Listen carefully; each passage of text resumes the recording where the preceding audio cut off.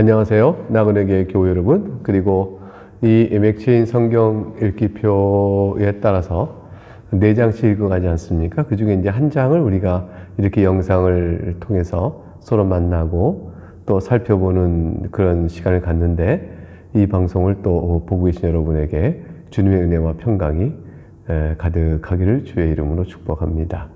오늘 읽을 본문의 말씀은 이사야 57장입니다. 57장은 56장, 그러니까 어제 읽으셨던 56장의 마지막 부분 9절부터 12절에서 유다 지도자의 타락에 대한 고발과 연결해서 오늘 57장은 이들로 인한 유다 지도자의 타락으로 인해서 사회적인 악들이 어떤가, 이런 것들을 지적하면서 시작합니다. 그러나 57장 중간 이하에 가게 되면 또 그러한 이스라엘 백성의 타락함에도 불구하고 하나님께서 이들을 어떻게 대하시는 것인지에 대한 또 대반전의 내용을 우리가 살펴보게 될 것입니다. 1절을 보죠. 악인이 죽을지라도 마음에 두는 자가 없고 진실한 이들이 거두어 감을 당할지라도 깨닫는 자가 없도다. 의인들은 악한 자들 앞에서 불리어 가도다. 의인이 죽는 것, 또 진실한 이들이 거두어감을 당한다는 것, 이게 죽어서 사라지는 걸 의미합니다. 대수롭지 않은 얘기 같지만 사실은 의인과 진실한 이들이 사라진다는 것은 그 자체가 그 사회가 얼마나 악하며 또 비참한 것인가를 보여주는 한 양상이 되어져야 합니다. 양상이 되어집니다. 이게 무슨 뜻이냐면, 의인과 진실한 이들이 죽임을 당할 때 또는 죽게 될 때 자연적 수명이 다하여 죽는다는 뜻이 아니고, 이들이 억울하게 의인임에도 불구하고 사회 불의로 인하여, 진실함에도 불구하고 사회의 거짓 때문에 인하여 그래서 이들이 이제 죽게 되고 이를 의미합니다. 그러니까 이제 사회적 모순과 부조리가 가득 차 있는 곳에서 의인들이 자꾸 사라져가는 것이에요. 그들이 물론 자연적 수명을 다해 죽을 수도 있겠죠. 또 사고로 죽을 수도 있겠죠. 또 억울한 일을 당하면서 의인과 정직한 자가 죽을 수 있습니다. 근데 가만히 이제 사회 현상을 살펴보게 되면, 참 귀하고 아까운 분이 세상을 떠나시는구나. 정말 진실한 분이 세상을 떠나셨다. 하나님께서 불러가셨다. 이런 일들이 자꾸 있게 되어지면 결과적으로 남아있는 사회는 악한 자들이 더욱더 득실되게 되어지는 것이죠. 이런 것들에 대한 고발을 하는 거예요. 이런 것들의 상황을 보라는 것입니다. 하나님께서 이들을 불러가실 때 이런 것들의 현상, 의인과 진실한 자가 자꾸 사라지는 것에 대하여, 그것이 죽음으로 사라지는 것에 대하여 이런 것을 어떻게 봐야 될까라고 1절에 깨닫는 자가 없다, 이렇게 말씀하는 겁니다. 오히려 악인들이 더 오래 살고 권세를 갖고 그러니까 저것이 맞는 것이다 라고 휩쓸려 가겠느냐. 도리어 의인들이 사라지는 것을 보고 이런 현상을 어떻게 받을 것인가에 대한 영적인 깨달음이 있어야 되는데 그런 자가 없도다. 2절을 보게 되면 의인도가 진실한 이들이 불의한 세상에서 세상을 일찍 하나님 앞에 불림을 갈 수 있습니다. 죽임을 당할 수가 있겠죠? 죽게 된 일이 있게 되는 거죠. 그렇게 될 때 2절, 그들은 평안에 들어간다니 바른 길로 가는 자들은 그들의 침상에서 편히 쉬리라. 그러니까 의인과 진실한 이들은 평안이 없는 세상에서 하나님이 불러서 평안이 있는, 진실한 평안이 있는 곳으로 옮겨간다라는 뜻이 됩니다. 그래서 대조를 하는 것이죠. 하나님께서 의인과 정직한 이를 불러 참 평안이 있는 곳으로 불러가시며 이 남은 세상은 악인들이 득실하는 평안이 없는 사회가 되어지고 있다. 이런 현상을 영적으로 잘 살펴보라. 그런데도 깨닫지 못하느냐. 이렇게 말씀하는 내용입니다. 3절 이하부터 13절까지의 긴 단락은 우상숭배에 관한 하나님의 질타입니다. 우상숭배자를 불러내어 그들을 질타하고 심판하는 말씀이 이어져 나옵니다. 얼마나 하나님의 백성으로 세움을 입었던 자들이 타락했는지를 여실하게 보여주죠. 이런 자들 가운데서 하나님이 택하여 불러낸 자를 위하여 대리속죄의 은혜로 여호와의 종을 보내셔서 구원하시는 것입니다. 3절 보니까 무당의 자식, 가늠 자와 음녀의 자식들아 너희는 가까이 오라, 이렇게 말씀이 되어 있습니다. 무당이라 하면 우상 숭배를 조장하고 그걸 확산시키는 그런 자들이죠. 하나님이 아주 미워하시는 자입니다. 이런 자들은 교회를 타락하게 하여 영적 간음을 행하게 하는 죄를 교회 안에 만연케 합니다. 간음자와 음녀의 자식들이라는 것은 이들이 영적인 간음을 하여 간음자여 음녀의 자식이기도 하지만 실제로 우상을 숭배하는 그 죄 가운데서 우상 숭배의 의례가, 그 죄의가 실제로 하나님이 미워하시는 음란한 행위를 같이 하게 되는 일들이 이 당시에 풍습이었습니다. 그러니까 각 우상을 섬기는 신전에는 남창도 있고 또 여자 사제들의 창기가 있었던 것이죠. 그들과 난잡한 성관계를 하는 것이 우상 숭배의 하나의 제의가 됐던 것이에요. 그러니까 그러한 상황을 생각할 때 영적으로 여호와를 떠난 간음자이면서 실제로 육체적인 간음을 범하는 자들이 되어지는 것이죠. 그러니까 하나님께서 간음자요 음녀의 자식들이라 오라 말씀하십니다. 가까이 오라. 왜 그러실까요? 낱낱이 죄를 드러내어 그들을 심판하시겠다는 경고장이죠. 4절 너희가 누구를 희롱하느냐? 누구를 향하여 입을 크게 벌리며 혀를 내미느냐? 너희는 패역의 자식 거짓의 후손이 아니냐? 희롱할 때 사람들이 입 벌리고 혀를 쭉 내밀면서 이게 희롱하잖아요. 하나님께서 너희가 과연 하나님을 향하여 그렇게 희롱하고 입 벌리고 혀를 쭉 내밀면서 그렇게 하느냐? 너희가 과연 패역의 자식이요 거짓의 후손이 아니겠느냐? 하나님께서 기가 막혀서 하신 말씀이에요. 우상 숭배 행위 자체가 하나님을 희롱하는 것이죠. 하나님을 즐거워하고 그를 기뻐하며 하나님께 영광을 돌려야 될 하나님의 백성들이 하나님을 우습게 여기니까, 하나님을 멸시하니까, 하나님을 희롱하니까 마치 혀를 내밀고 희롱하듯이 하는 행동이라고 말씀하시는 겁니다. 우상 숭배라는 것이 그런 죄예요. 하나님을 희롱하고 조롱하고 멸시하고 그런 죄를 범하니 너희가 패역의 자식이요 거짓의 후손이 아니면 무엇이겠느냐? 하나님께서 책망하십니다. 구체적으로 5절에 가니까 이렇게 말씀하죠.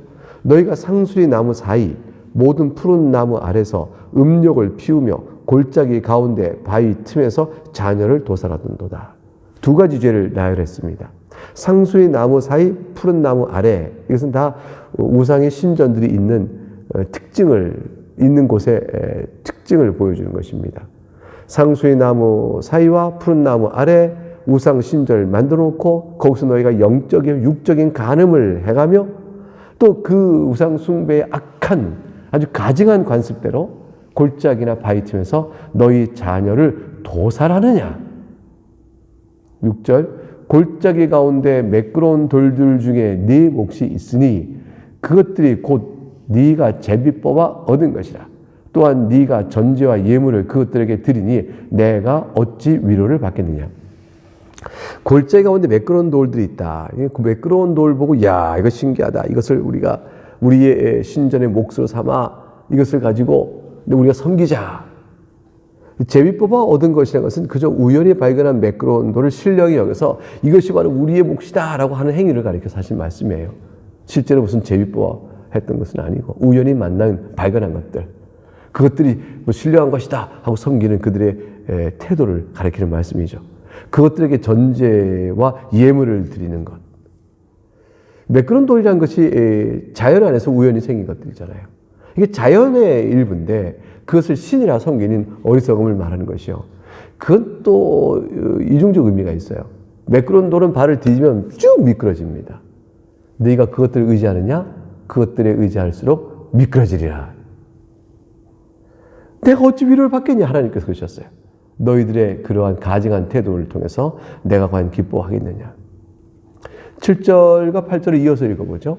네가 높고 높은 산 위에 너의 침상을 베풀었고 네가 또 거기서 올라가서 제사를 드렸으며 네가 또 너의 기념표를 문과 문설주 뒤에 두었으며 네가 나를 떠나 벗고 올라가서 내 침상을 넓히고 그들과 언약하며 또 네가 그들의 침상을 사랑하여 그 벌거벗은 것을 보았으며. 여기서 반복되어 나오는 단어가 뭡니까? 이게 침상이죠. 우상을 섬기는 제의적 형태로 신전에 있는 음란한 행동을 하기 위해서 침상이 있는 것이죠. 그 침상을 베풀었고 그 침상에 벗고 올라가서 누웠고 넓히고 이 침상을 사랑하고 이거 모두 우상 숭배의 육적인 타락상, 그것들을 다 드러내서 하시는 말씀이라.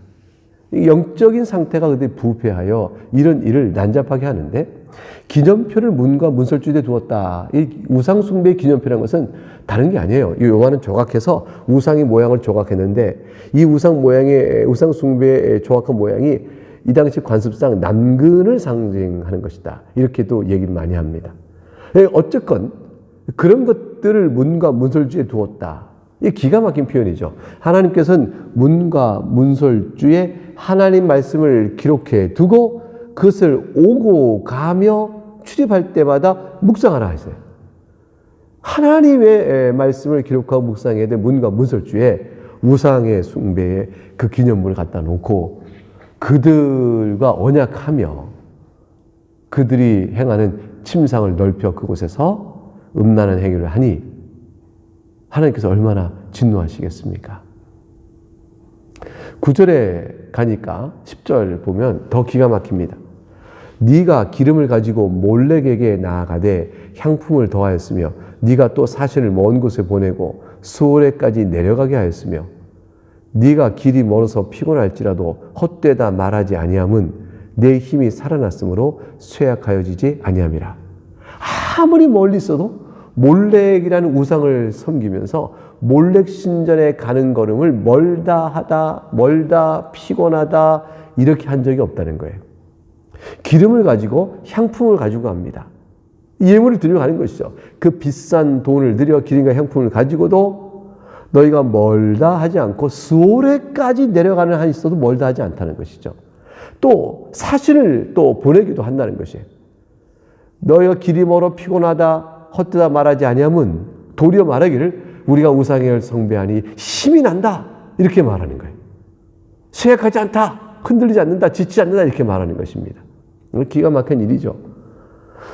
하나님께 곤고한 심령과 지친 육체로 나와 하나님께 우리를 불쌍히 여겨 주옵소서 해야 될 저들이 우상에게 가서 아무리 먼 곳도 찾아가며 비싼 돈을 들여 기름과 향품을 가지고 찾아가며 피곤하지 않다, 우리 힘을 얻는다 하니 하나님께서 이들을 어떻게 대하시겠어요?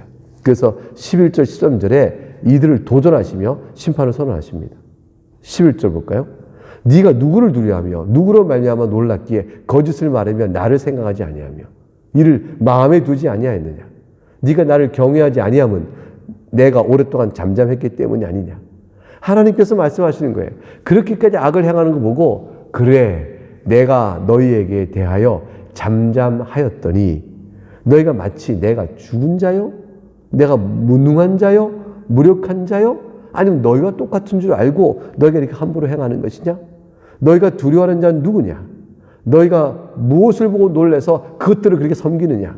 그것들 향해 거짓을 말하고 하나님을 바로 찾지 않고 마음에 두지도 아니하냐? 어째 경외하지 아니하느냐? 네가 우상을 통해서 무엇을 보고 놀랬기 때문에 우상을 두려워하며 그렇게 경외하느냐? 그래 12절 너의 공의를 내게 보이더라. 너희들이 한 행일이 너에게 무익하니라. 너의 공의란 건 무엇일까요? 이들이 우상을 숭배했으니 공의가 없는데 왜 공의라고 하실까요? 그것은 뭐냐면 그들 생각이 옳다 한 바를 내게 보이라 그 말이에요. 그게 그들 생각의 공의, 너희의 공의, 너희가 옳다고 한 것을 내가 보겠다. 과연 우상 숭배가 옳다고 너희가 생각하느냐? 내가 보겠다. 너희가 행한 일이 과연 너에게 어떤 유익을 주겠느냐? 우상을 숭배하여 너희가 어떤 도움을 얻을고 보라 13절 도전하시는 겁니다. 너희가 부르짖을 때에 너희가 모은 우상들에게 너를 구원하게 하라. 그렇게 도전하시는 거예요. 하나님께서 심판하실 때 너희가 과연 너희가 믿던 우상들에게 부르짖고 구원하게 해봐라.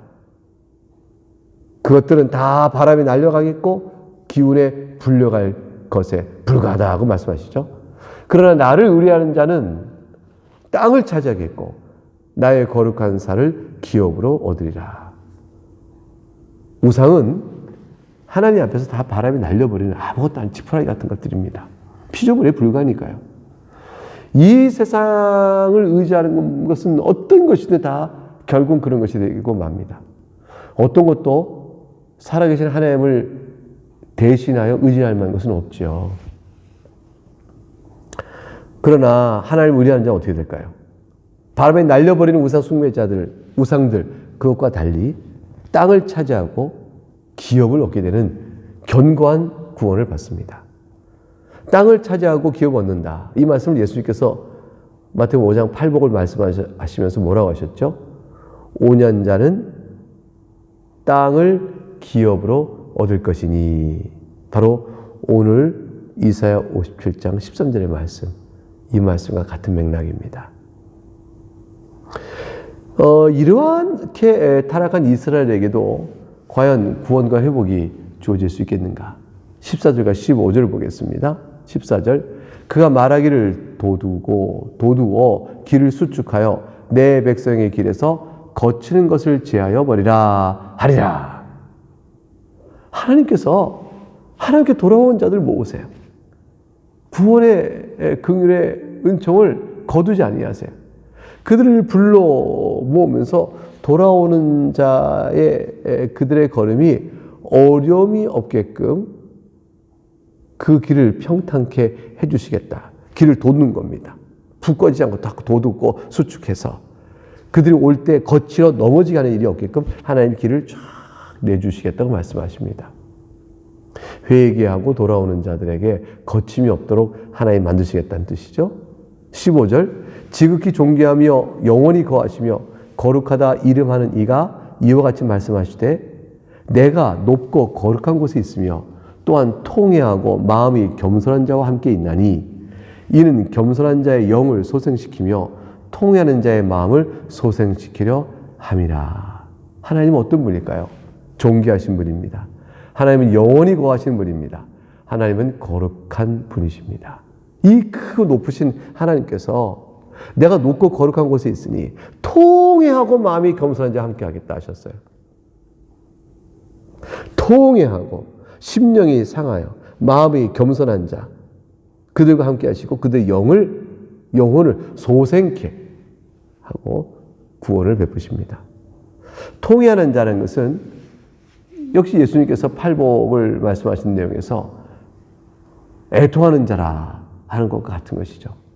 애통하는 자는 복이 있나니 저가 위로를 받을 것이라. 하나님께서 그들을 불쌍히 여기시고 구원을 베푸십니다. 겸손한 자라 한 것은 심령이 가난한 자죠. 얼마나 큰 은혜요, 위로가 주어집니까? 그러니까 15절 말씀은 겸손하고 통회하는 심령, 이것은 바로 우리가 신약적인 설명과 그대로 맞는 것이죠. 예수님께서 이 말씀을 그대로 가지고 오셔서 우리에게 가르치셨어요.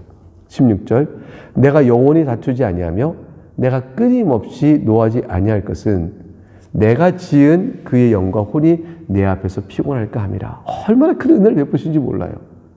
하나님께서는 자신 백성에게 그들의 악을 보고 노하시지만 오늘 말씀하시죠. 16절. 영원히 끊임없이 노하진 않겠다 하십니다. 영원히 그들과 다투거나 끊임없이 노하진 않으시겠다. 왜 그럴까요? 그렇게 하면 피조물이 하나님의 백성인 그들이 영과 혼이 지쳐서 쓰러져서 소망이 없다고 하여 완전히 절망에 빠지게 될까 봐 하나님께서는 징계로 끝이시는 것이지 멸망으로 들어갈 만큼 끝까지 하지는 않으십니다. 무조건적인 자비를 베푸시는 것이다는 말씀이죠.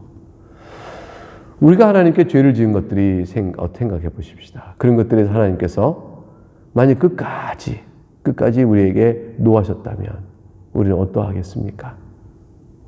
17절, 그의 탐심의 죄악으로 말미암아 내가 노하여 그를 쳤으며, 이게 하나님 징계하십니다. 또 내 얼굴을 가리고 노하였으나 하나님 얼굴을 비추지 않으십니다. 그가 아직도 패역하여 자기 마음의 길로 걸어가더라. 하나님께서 우리를 잘 아세요. 하나님이 그렇게서 노하시고 또 얼굴을 가리고 노하셨지만, 그렇다고 해도 바로 깨닫고 돌아오는 것 없이 여전히 자기 마음의 악한 대로 걸어가는 그 모습을 우리가 볼 수가 있습니다. 그럼에도 하나님께서 은혜를 주시겠다는 거예요. 18절이 그거죠. 내가 그의 길을 보았은즉 그를 고쳐줄 것이라. 그를 인도하며 그와 그를 슬퍼하는 자들에게 위로를 다시 얻게 하리라. 그가 돌이키는 길을 내가 주시겠다는 거죠. 그러니까 완악할 끝까지 고집해 나가는 길을 하나님 징계하시고, 그래도 깨닫지 못하는 길을 끝까지 보시면서 그들을 고쳐주겠다. 하나님이 고쳐주셔야 돌아옵니다. 그를 인도하며 그와 그를 슬퍼하는 자. 그를 슬퍼하는 자는 누굴까요? 하나님께서 17절에 말씀한 대로 노하여 그를 쳤으나 그러나 아직도 패역하여 자기 마음의 길로 걸어가는 그런 자를 보고 슬퍼하는 자들. 그런 자들은 다 경건한 자죠. 여전히 죄악의 길을 가는 자를 고쳐서 돌이킬 것이며, 그를 인도하는 자들과 그러한 길을 가는 자 보고 애통하는 자들에게 다 하나님께서 위로를 주시겠다고 말씀합니다. 그러니까 죄인이 하나님께 돌아오고 또 죄 가운데 있는 자를 보고 슬퍼하며 애통해하고 또 그들을 어떻게 돌이키려고 하는 자들, 이런 모든 자들은 다 하나님의 마음이 흡족하여 하나님께 그들에게 위로를 베푸십니다. 19절, 입술의 열매를 창조하는 자 여호와가 말하노라. 먼데 있는 자에게든지 가까운 데 있는 자에게든지 평강이 있을지어다. 평강이 있을지어다. 내가 그를 고치리라 하셨느니라. 입술의 열매를 창조한다는 것은 뭘 뜻할까요? 이게 감사와 하나님께 올려드리는 영광의 찬양을 드리는 것을 말하죠. 입술의 열매라는 것이 바로 그거죠. 하나님 감사합니다. 하나님 영광 받으시옵소서. 그렇게 하나님께 드리는 일이 내가 있게끔 하겠다 하여 창조하는 자라, 이렇게 설명하시는 거예요. 그런 가까이 있는 이 이스라엘 사람, 이건 먼데 있는 이방인, 이건 하나님 부르신 자는 다 와서 입술의 열매로 하나님께 감사와 찬송을 올려드리게 됩니다. 그런 자에게 하나님께서 평강이 있을지어다, 평강이 있을지어다, 평강. 하나님과 우리 사이에 막힘이 없이 온전케 되어지는 은혜를 베푸시고 우리를 고쳐주십니다. 이것은 역설적으로 악인에게는 평강이 없다는 것이죠.